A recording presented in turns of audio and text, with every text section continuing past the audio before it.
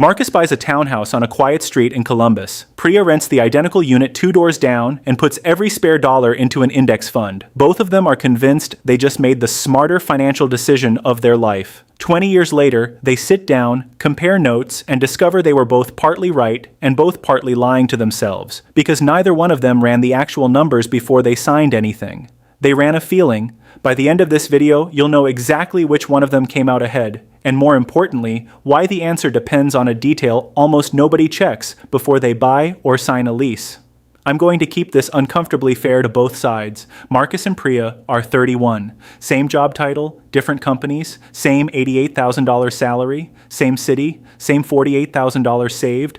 The only variable in this entire experiment is what each of them does on one Saturday in spring. Marcus buys. His brother-in-law has said renting is throwing money away at every family dinner for 6 years, and honestly, at some point it's easier to buy a house than keep arguing with him. Priya signs a lease. Let's start with Marcus, because Marcus is having the best month of his adult life. He buys the townhouse for $420,000, almost exactly the median new home price in the US right now, according to the Census Bureau. He puts 10% down, $42,000, and finances the rest at 6.75% on a 30-year fixed, which is roughly where average mortgage rates have sat through 2024 per Freddie Mac's weekly survey. His principal and interest payment comes out to $2,455 a month. At closing, he signs 43 documents, most of which he does not read, and hands over another $11,000 in closing costs, origination fees, title insurance, appraisal, recording fees.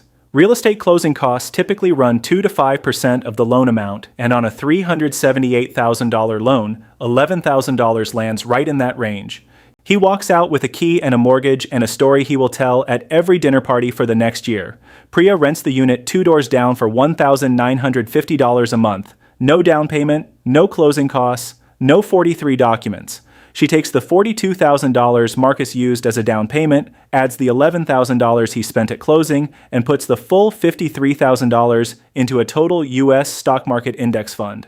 Then she sets up an automatic monthly transfer for the difference between her rent and what Marcus's house actually costs him.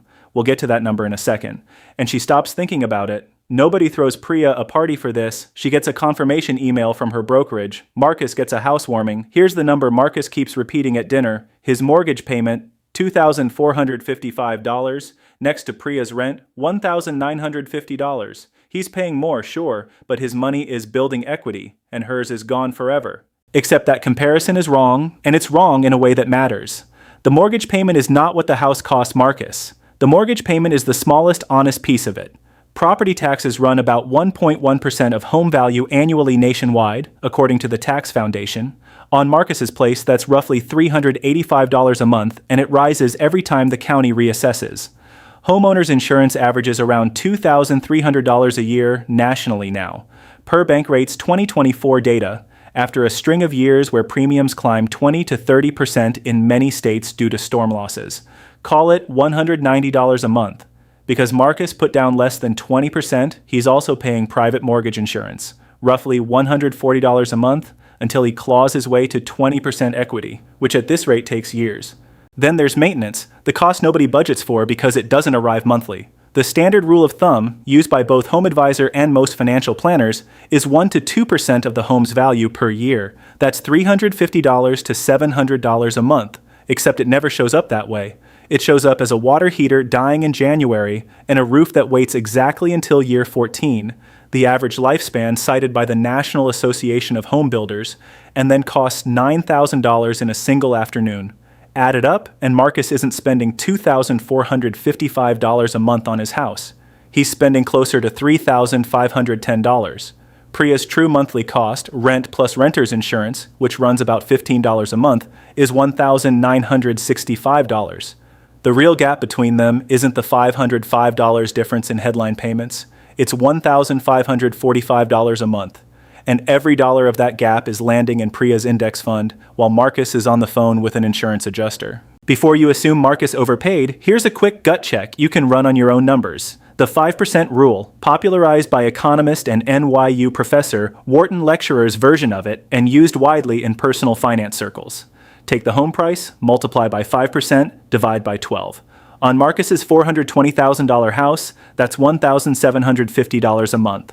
the rough all-in unrecoverable cost of owning, covering taxes, maintenance, and the opportunity cost of the down payment.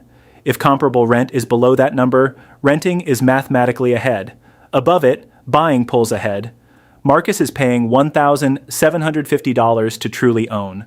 Priya is paying $1,965 to rent. Close enough that this deserves real math, not a slogan from a brother-in-law. Fast forward 3 years. Priya's account, $53,000 seated plus $1,545 a month at something close to the historical S&P 500 average, sits around $84,000. Marcus has built equity too, just far less than he assumes. In the early years of a 30-year mortgage, almost none of the payment touches principal. Here's the number that belongs on every closing disclosure and never appears on it. Over the full life of a 30-year loan at 6.75%, Marcus will pay more in total interest than the original price of the house. And he won't cross the point where more of his payment goes to principal than interest until roughly year 19. Between that thin sliver of principal paid down and modest appreciation, Marcus is sitting on maybe $46,000 in equity on paper. Sounds fine, until the exit. If he sold at year 3, he'd hand an agent somewhere between 4 to 6% of the sale price, even after the 2024 NAR commission settlement, since sellers are still typically covering some portion of buyer-agent compensation in most markets. Call it $19,000 plus his own closing costs going out. Net him out, and 3 years of ownership produced almost nothing. He rented money from a bank and paid extra for the experience. Now let's Steelman Marcus, because he's holding one real advantage Priya doesn't have: leverage. He put down $42,000 but controls a $420,000 asset. If the house appreciates 4% in a year, that's $16,800 in gains sitting on top of a $42,000 investment. A 40% return on his actual cash, driven entirely by the bank's money. Priya's index fund isn't leveraged 5 to 1. This is the one lever real estate has that stocks don't, and it's a real part of why homeownership has built wealth for so many ordinary households. Marcus also gets a tax break, though a smaller one than the legend suggests. He can deduct mortgage interest, but after the 2017 tax law nearly doubled the standard deduction, only around 1 in 10 filers itemizes anymore, according to IRS data. So most homeowners never actually use it. What is real and significant? When Marcus eventually sells his primary residence, the first $250,000 of gain, $500,000 if he's married, is completely tax-free under Section 121 of the tax code. Priya's brokerage account gets no equivalent. There's a second advantage that takes years to show up. Marcus's payment is frozen. $2,455 in year 1, $2,455 in year 15. Priya's rent, meanwhile, has been climbing roughly 3.5% a year, close to the long-run national average tracked by the Bureau of Labor Statistics Rent Index. Give it 5 years and Marcus's house is worth more, his loan is smaller, and the $1,545 monthly gap that was feeding Priya's account has started shrinking. Priya's path carries its own risk that never shows up in a tidy spreadsheet average. Her portfolio doesn't rise in a smooth line. In a real downturn, it can fall 30% or more in weeks. 2008 and early 2020 both did exactly that to the broad market. Watching six figures evaporate on a screen is precisely the kind of moment that causes people to sell at the bottom and lock in the loss permanently. Marcus's house never flashes a red number at him over coffee. That psychological steadiness is worth something, even if no spreadsheet prices it in. Somewhere around year 6 or 7, something happens that neither of them notices. They tie. This is the break-even point. The moment Marcus's brutal early years and Priya's early lead cancel out. Multiple analyses, including ones regularly run by the New York Times Rent vs. Buy calculator team, put the typical national crossover somewhere in the 5 to 7 year range depending on local price-to-rent ratios. Before that point, renting usually wins. After it, time starts tilting slowly toward the person with the fixed payment. By year 10, they're standing on roughly even ground, and even is hiding two completely different lives. Marcus got there through hundreds of hours of weekends lost to gutters, a kitchen he's still financing, and a decade emotionally tied to one house on one street, hoping the neighborhood holds up. Priya got to the same number doing almost nothing. She never touched a toolbox. She owns a slice of roughly 500 companies instead of one aging roof, and she could convert the entire pile to cash by Friday. Same net worth. Completely different price of admission, and Priya's advantage isn't just financial, it's literal freedom. If a job opens up in another state, she gives 30 days notice and she's gone. Marcus has to sell a house first, absorb that commission again, and hope a buyer shows up on his timeline. Then time does something to Marcus that it never does to Priya. It makes him cheaper. The mortgage that felt heavy in year 1 gets lighter every year because his income rises and the payment never does. Push it out to year 20 and the loan is simply gone. He lives in that house for the cost of taxes and the occasional furnace, while Priya is still writing a rent check the month she turns 51. So who actually wins at 20 years? If the house appreciated well and Priya got sloppy with her contributions along the way, Marcus wins clearly. His home is worth well over $650,000, the mortgage is nearly paid off, and his equity sits north of $550,000. But if Priya genuinely invested that difference every single month the way she planned to, her portfolio lands in a similar range, $550,000 to $600,000, except hers is liquid, diversified across hundreds of companies, and never once needed a new roof. Line up the final numbers and they're in the same neighborhood. How each of them got there is a completely different story. And here's the detail that actually decides the whole argument, and it's really two details working together. The first is how fast houses actually appreciate. People assume real estate is an unstoppable engine, and long-run data says otherwise. Robert Shiller's housing index, stripped of inflation, shows U.S. home prices have risen only about 1% a year in real terms over the past century. Over that same century, the S&P 500 has returned roughly 6.5 to 7% a year after inflation, according to data compiled by NYU's Aswath Damodaran. Every time someone runs this comparison, assuming a rosy 5 to 6% annual appreciation on the house, they've quietly put a thumb on the scale for Marcus. Run it with the honest, boring, long-run 1% figure, and Priya doesn't just tie, she pulls ahead and keeps pulling. The second variable is the one that actually decides most real households, and it has nothing to do with houses, whether the renter really invests the difference.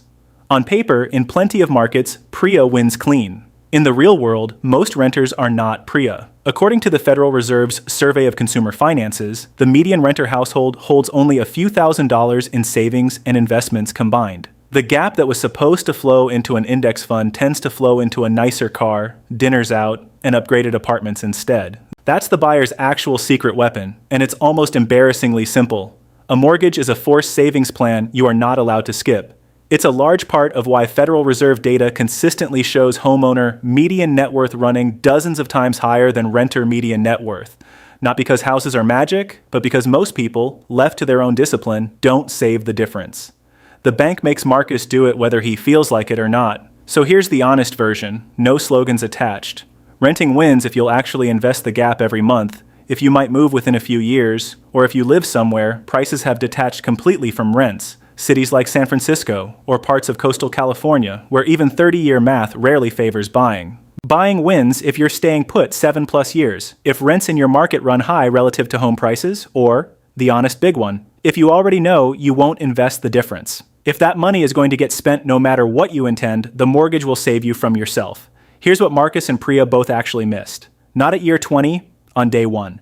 Neither of them ran their own numbers. Their own city, their own rent, their own real mortgage rate, their own honest odds of staying put or staying disciplined.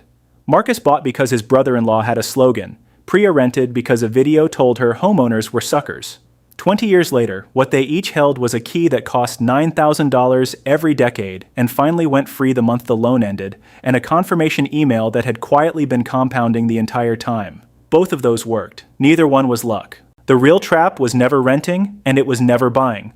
The real trap is picking a side off a slogan and never doing the arithmetic for your own address, your own rate, your own life.